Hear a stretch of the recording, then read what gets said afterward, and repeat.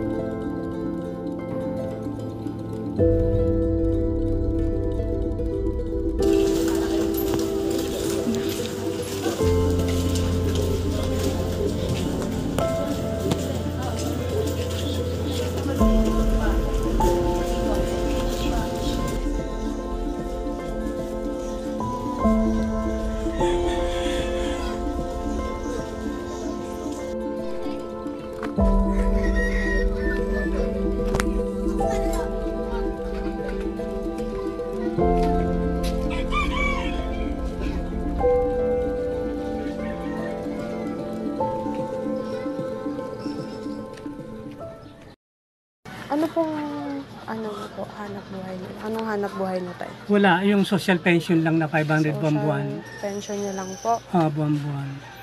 Magkano po nakukuha niyo? 500 buwan-buwan. 500 buwan-buwan. May mga anak po ba kayo? Wala pa lamang mong asawa. Wala ka pong asawa? Wala. Ganun po. So yung kinukuha niyo po ng pangkain niyo is yung sa pension niyo po? Tapos yung dami kong kasing kamag-anak dito nagbibigay sa akin ng pagkain. Kumbaga yun na po yung mga kapitbahay. Doon yung nga po ako nagtuturo CBS rin. Saan po siya? ICS. Sa ano rin po? Kaano-ano niyo po siya? Apo. Apo niyo po siya? May anak po. Nag-resign na yata yun. Apo ko sa pamangkin yun. Ayun. Yun lang po. Bale, may bibigay po kami sa inyo. Nakakanting tulong po para sa ano niyo po. Mag-anak dito Konting tulong lang pay. Or ano lang. Mga ikaw nang magpa-interview. Ay, maraming salamat. Sana po makatulong na kayo. Talagang makakatulong ito ng marami. Thank you po. Sige, maraming salamat. Thank you, bye. Okay, bye-bye. Ingat po kayo palagi.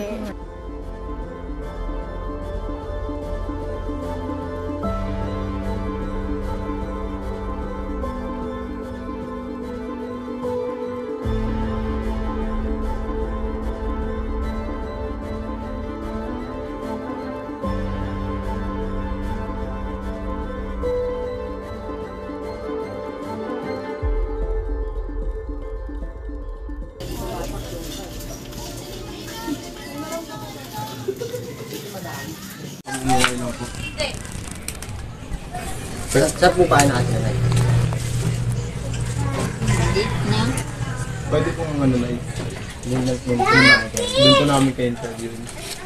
Saglit na po kung papay ko.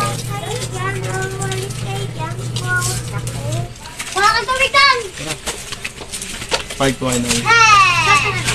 Pinaka nanay. May mga tatanungan po kayo namin. Ilang taon na po kayo dito? Isa't kalahating taon na po. May mga anak at asawa po ba? Wala na akong asawa. May anak ako, isa lang. Ilang taon na po yung anak niyo na 29. 29 years. Siya po ba yung tumutulong sa inyo? Siya ang nagbuhay sa akin. Siya ang nagbuhay sa inyo. Wala po kayong hanap buhay? Wala. May nakukuha po ba kayong mga pension, ganun?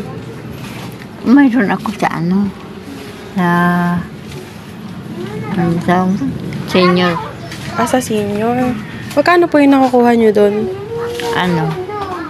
Buwanan. Every month po. Magkano po yun? 1,000. Dito po ba kayo nakatira, Nay? Yung, pwede po ba matanong sa asawa niyo? Ay, wala na akong asawa. Wala na po siya. Ilang taon po siya? Tagal na, mga 10 taon. Tagal na nga po. So, ang nagbubuhay po sa inyo is yung anak nyo. Ano pong trabaho ng anak nyo, Nay? Ano siya, yung security. Security guard po siya. Dito din po siya nakatira? Hindi, nag-stay siya ngayon doon. Doon po siya nag-i-stay sa trabaho niya. Yan. Salamat po, Nay. Ngayon po, may ibibigay po kami sa inyo na konting tulong. Ayan po, Nay. Para po sa inyo yan, Nay. Mabigat. Kaya po ba, Nay? Salamat. Yan. Thank you din po. Nay, kasi pumayag po kayo magpa-interview. Thank you po, Nay.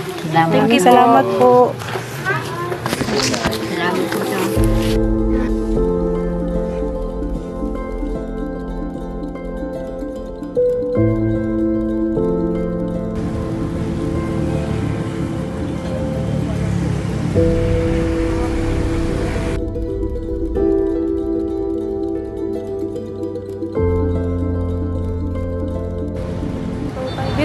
Dito po kayo nakatira, no? Opo. Dito po kayo nakatira. Ilang taon na po kayo dito? Bali, magdadalawa. 2 taon na po kayo. Saan po ba kayo dati nakatira, Tay? Sa kabila. Nasa Dulong Habay po kami dati. Dulong Habay. Bago lumipot po kami dito, gawa ng asawa ko po. Nagkapag-asawa ng iba. Nung maghiwalay po sila, bumalik po kami dito. Sino po ang kasama nyo ngayon dito? Bali, nag-isa lang po ako. Yung dalawa ko pong anak na sa DSWD. Kinuha po sila. Bali, ano pong hanap buhay nyo, Tay? Nangangalakal po. Nangangalakal po kayo. Na ano naman po na yung kailangan nyo sa araw? Survive naman po. Kahit sa paano, bibigyan ko pa naman yung mga bata. Mga kailangan. Ano bibigay nyo naman po? May nakukuha po ba kayong tulong mula sa gobyerno? May mga natatanggap po ba kayo? Wala po. Wala. Sabi nyo, Tay, may anak po kayo, di ba? Ilan po yung anak nyo? 2 po. Yun po ngayon yung nandun sa ano. Nakakain naman po kayo ng maayos. Ako naman po. Yun po yung routine namin kasi anak buhay namin nasa lansangan ko eh. Siyempre po na ng pagkain namin. Tay, thank you po ah. Ngayon po, may bibigay po kami sa inyo na konting tulong lang po para lang po sa ano. Maraming. Thank you din po kasi share nyo po yung ano nyo sa akin, story. Lang po sa ano. Maraming.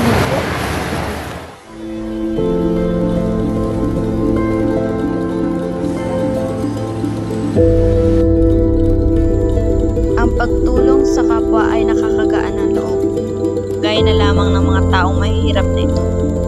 Di man kalakihan o karamihan ang naibigay ng aming grupo, kita sa kanilang mga mukha ang kasiyahan. Kami din ay nagpapasalamat sapagkat may ganito kaming project o proyekto na ipinapagawa sa aming paaralan. Patuloy nating gawing inspirasyon ang ating mga kapwa kababayan upang tayo ay lubos na makatulong sa tamang panahon.